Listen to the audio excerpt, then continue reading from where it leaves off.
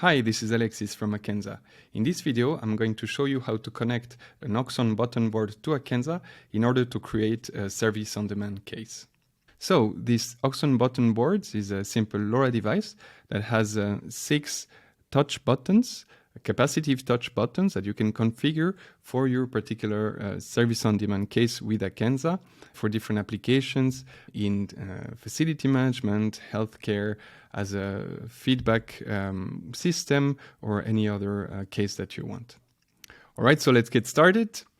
So now I can directly start by creating a data flow, which defines the data processing chain in Akenza. And I will pick LoRa as a device connector because this is a LoRa device. I have access to different network providers that we support with Akenza. Now I will make use of the connectivity as a service of Akenza, which allows to connect my device directly to Akenza without first establishing a connectivity contract with any particular connectivity provider. So let's pick, for example, the Things network here. And the next step now is to choose my payload decoder. So for this, I can simply look into our library. And we will see that the device is in our device type library, and this payload decoder will decode the status of the different buttons together with the temperature and an acceleration measurement. All right, so the last step is to store the data into the Akenza database. At the same time, I can decide to send the data to other cloud services or to someone via email, SMS, or MS Teams. But in this case, I would like to show you something else. So for now, I will just save the data on the Akenza database. Let's save our data flow. And I will proceed by creating the device directly from this data flow. So first I click this little checkbox, create device with this data flow. And now we can really connect the device to Akenza. So let's give it a name. I can add tags or custom fields, but for now I'm not going to do it. As you can see, the data flow that we defined previously is selected. So I can simply click on Next. And here we need to enter all the LoRaWAN parameters and the keys of the device. You will receive the device EUI, the application EUI, and the application keys directly from the manufacturer when you buy the device. And that's it. Now we just have to hit Create Device. And now the device has been added to our asset inventory. And when we go on the device detail page, we will see the different status of the buttons, the battery charge, the temperature measurement as well. So the next step now would be to create a rule that will trigger a certain number of actions depending on the status of the buttons.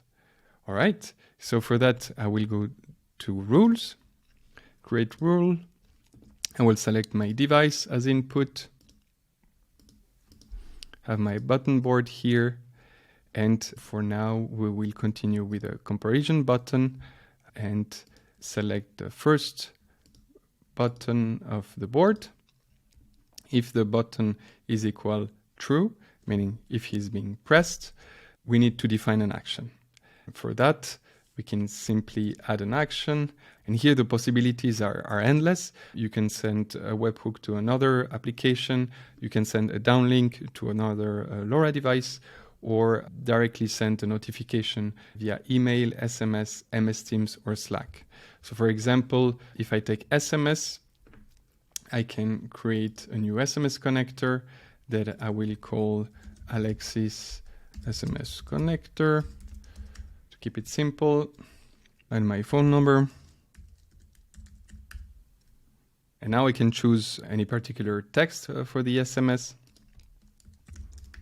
So that's the first possibility, simply sending the status of the button by SMS.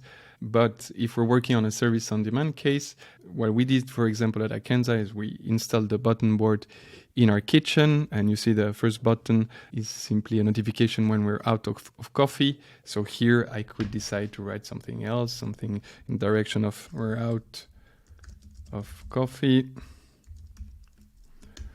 exclamation mark. So now I can save my connector, simply connect the dots, and I define the rule for the first button. However, here we have more than one button, so we need to add a few conditions. For that, we click on the three dots here, add input, connect the input, select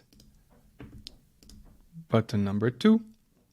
Again, we click the three dots, add conditions, and I think you start seeing where this is going.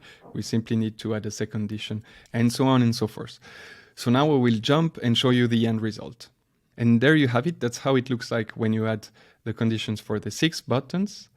And now, as you can see on the right side, I didn't choose SMS actions as output, but downlink messages to another LoRa device, which is an LED, that will change color depending on which button is pressed.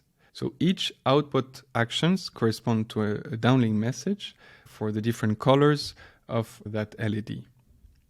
So let's see if that works properly.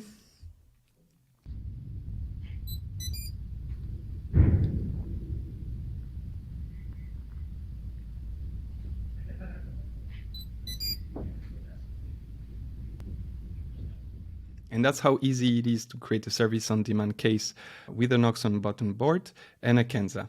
Obviously, there are different ways to implement this.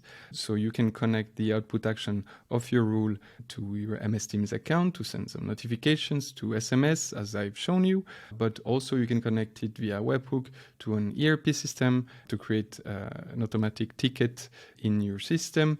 Or there are many other options on how to really create and tailor this service-on-demand case for your particular needs. All right, that's it for today. See you in the next video. Bye-bye.